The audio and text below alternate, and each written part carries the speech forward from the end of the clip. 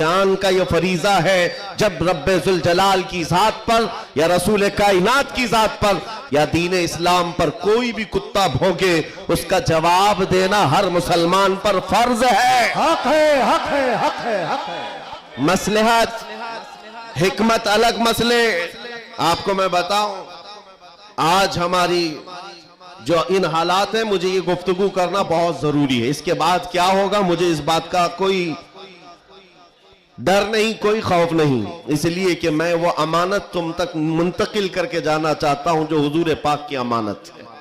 بے شک۔ اگر اس دور میں علماء کی زبانیں گنگ رہ گئیں، خاموش رہ گئیں، ان کو حدیث پاک میں گونگا شیطان کہا گیا ہے۔ جو عالم اس دور میں خاموش رہ جائے وہ گونگا شیطان ہے۔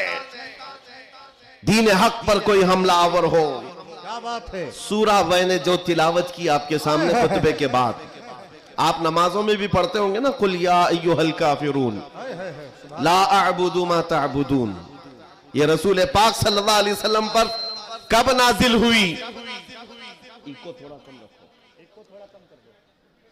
اللہ تعالیٰ فرما رہا ہے اپنے محبوب سے، اے محبوب آپ فرما دیں اے کافروں میں اس کی عبادت نہیں کرتا جس کی تم کرتے ہو۔ یہ سورہ میں ہے، یہ سورہ آپ پڑھتے بھی ہیں لیکن بہت سارے لوگوں کو یہ گڑتی بھی ہے اور وہ کہتے ہیں قرآن میں ایسا بھید بھاؤ سکھایا گیا ہے۔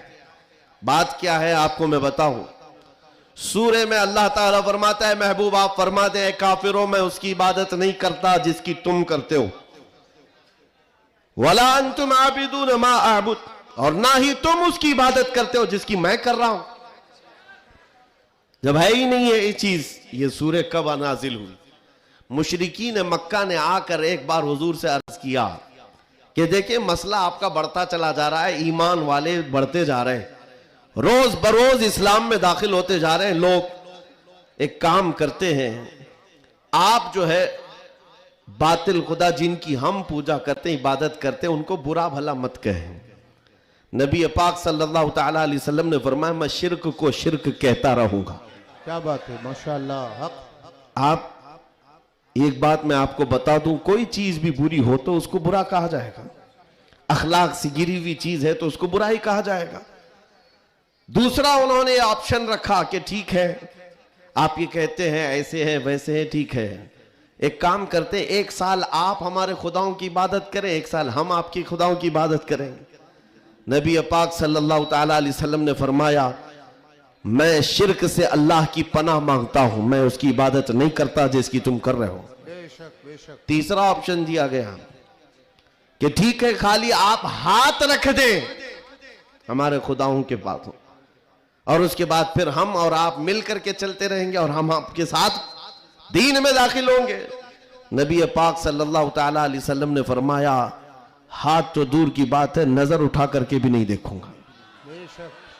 یہ سورہ نازل ہوئی ہے میرے عزیز، حالات میں بہنے والے جماعت کے ان غدار منافقین کو میں بتا رہا ہوں جو جیسا دیس ویسا بھیس کے نعرے لگاتے ہیں، جب حالات ایسے آ جائیں تو ان کو سب کرنا پڑتا ہے۔ تم رسول پاک کے نہیں ہو سکتے، میرے آقا نے فرمایا ہے رب تبارک و تعالیٰ کی جو عبادت کرتا ہے پھر وہ کسی اور کی عبادت نہیں کر سکتا۔ عزیزان گرامی وقار، اے مومنوں حالات جیسے بھی سخت آ جائیں ایک بات میں آپ کو بتا دوں، کس بات سے ڈر ہے تمہیں، کس بات سے خوف ہے تمہیں؟ میرے عزیزوں میں تو کہتا ہوں کم از کم سنیوں کو تو حالات سے نہیں ڈرنا چاہیے جو ہر سال کربلا سنتے آتے ہیں،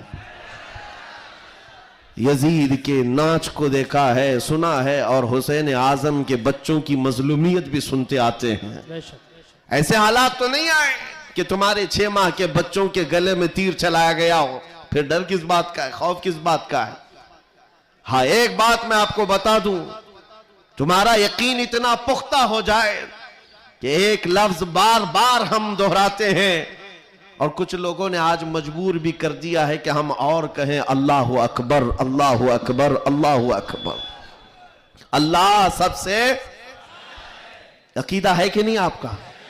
اللہ سب سے، یہ عقیدہ کب آیا آپ کے پاس پتہ ہے؟ جس دن تم پیدا ہوئے تھے تمہاری ماں کی گود میں آئے मुअज्जिन आया, कोई मौलवी आया और कान में सबसे पहले क्या कहा? सबसे पहले क्या कहा? अजान दी जाती है कि नहीं बच्चे के कान में? जो भी बच्चा पैदा हो उसके कान में अजान, और अजान का पहला लफ्ज क्या है? डर करके तो नहीं बोल रहे, जोर से बोल। हाँ, अब ये आवाज वहां तक भी पहुंचेगी।